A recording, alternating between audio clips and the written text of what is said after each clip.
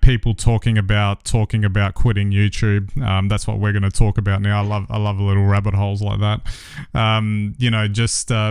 This sort of trend of YouTubers that have been around for about 12, 15 years, and I think they've just kind of had it, and they're broadcasting it to people, and I just find it interesting that it's become a trend. So, maybe one did it, and then all of a sudden there's like 20 that have done it. We're not quitting YouTube, but we're not actually sort of all in that respect. We're doing a podcast, and it just happens to have a video attached, so why not chuck it up on YouTube? So... and I kind of understand where it's going. Obviously, we watched I picked out two videos. One from Marquez Brownlee, is probably the top tech YouTuber. Another one's Shelby Churchill. I have no idea who she was, but the algorithm suggested her to me. Given this was about the topic, I have no idea what she does, but I probably should have a look. But I thought both of them actually summarized it all, pretty succinctly. So, go check out their videos on it. But what I wanted to sort of touch on was they're broadcasting something that, could potentially happen in so many other professions. It's just that doesn't actually come up. You don't actually hear about it because, people are either quiet or they keep it to themselves. Or if you think of maybe an analogy of a professional athlete, which is something Mark has kind of referred to, they kind of get to a certain age and they're done. But whereas, they're not going to produce a 20-minute video about how they were traumatized by the whole thing, and that they need to find themselves again, etc. And none of not that I want to be too harsh on them or anything, but it's not I totally understand where they might be coming from. If they're completely wrapped up in YouTube world and that's all they do and think about, and I can understand that if you want to get to the top, you probably might have to do that, especially now. It might be a bit too much, and you've got to wake up and smell the roses, so to speak, if you actually want to stay sane, kind of thing. But I just it's like everything that happens in social media these days. It's like one does it, then it becomes a trend, and then everyone does it, and I don't know. I don't think I would be. I don't think I'd even feel comfortable necessarily. Doing something like that. I would probably just pull the plug, but that's just me. Well, that's right, Ben. And these guys are YouTubers that devote their lives 24/7 to what they're doing. And exactly what you said, it's long, it's hard, it's tiring, but then, hey, I've got an idea for some new content. I'm going to quit. And then I need a story about why I'm going to quit. And then that becomes a trend. And everyone says, well, actually, I am sick of this YouTube thing. I've made my money. I'm retiring. That's it. But, no one questions an athlete when they retire. They go, oh, yeah, obviously their body's given out. And, even the person in their 60s who retires, nobody, goes, well, they don't make statements saying, oh, I've given everything I can to work. I'm cooked now. They just go. So I think... what we're seeing here is something that's very natural, but it's also caught up in the whole, I guess, sphere of content creation. Because for those YouTubers who are retiring, and let's give them credit, they make their life 24/7, and they're there, and this is just an extension of their lives. So emotionally, if it's time to go, they're going to share it with us. It's more content. It just keeps the wheels turning for a little bit more until they finally just hit the off button. Absolutely. I guess maybe to be fair, this is a new job / career, if you want to call it that. It didn't by and large exist prior to, even like YouTube, I think really started to kick off in 2006, I think. But it didn't really become the YouTube we know it today until several years later. And all of these people would have, started in their teens, potentially, and they wouldn't have known anything else, and they struck gold with, getting in first and getting the views, etc. And even the ones that are coming through today, like they're starting very young, and then they I can imagine there'd be a scenario where they just wouldn't know anything else, and from that perspective, I can understand why they, would have this kind of a reaction, because it's almost like getting sucked into the vortex, and they haven't seen anything else.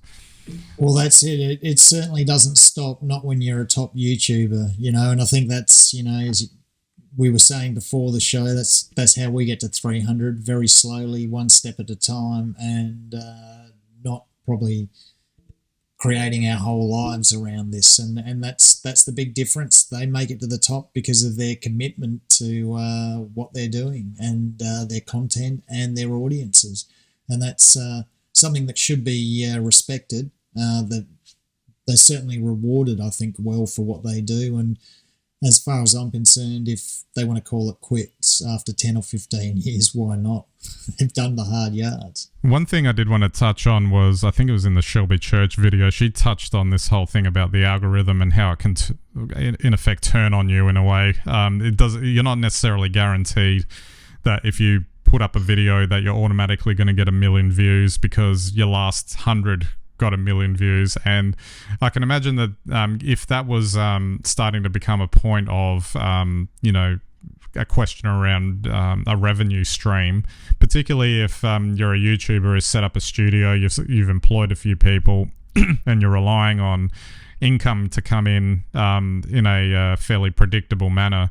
It's not really a platform that lends itself to that. And then she was talking about, going onto other platforms as well to, sort of spread the risk around so that, if one underperforms, then, another one can sort of pick it up. But I can imagine that there would be a level of uncertainty there that might be extremely uncomfortable and could play on your mental health, really, about how that would work, because you might not know week to week whether or not you can keep going. Oh, totally agree. I mean, we're not talking about ordinary people doing this as a hobby. We're talking about businesses, and a business where you're all of the business. Your face, your likeness, the content you create, everything is it all comes from you. You're putting it together. You're investing large sums of money to maintain your position in the market. And so, yeah, exactly.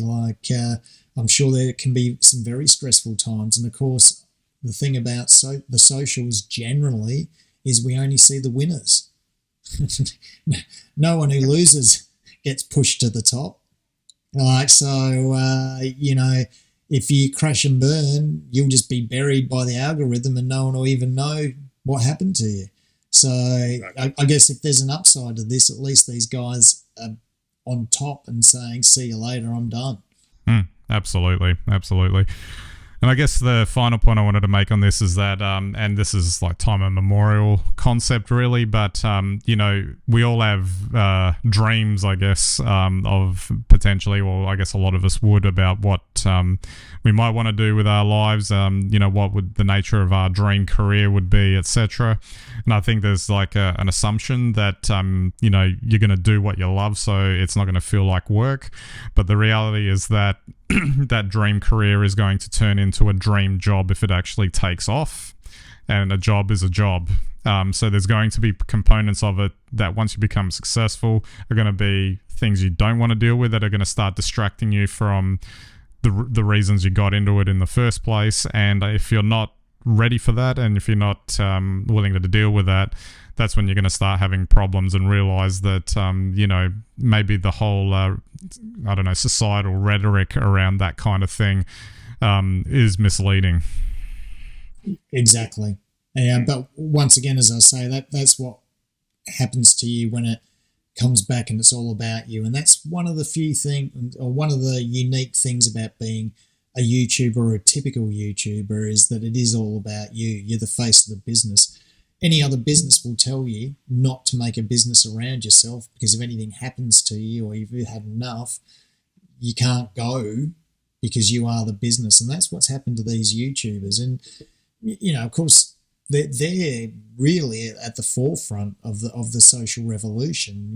They've been there from the evolution of it right through. So, if they're the first wave and they're checking out now, as we say, I mean, that's perfectly understandable.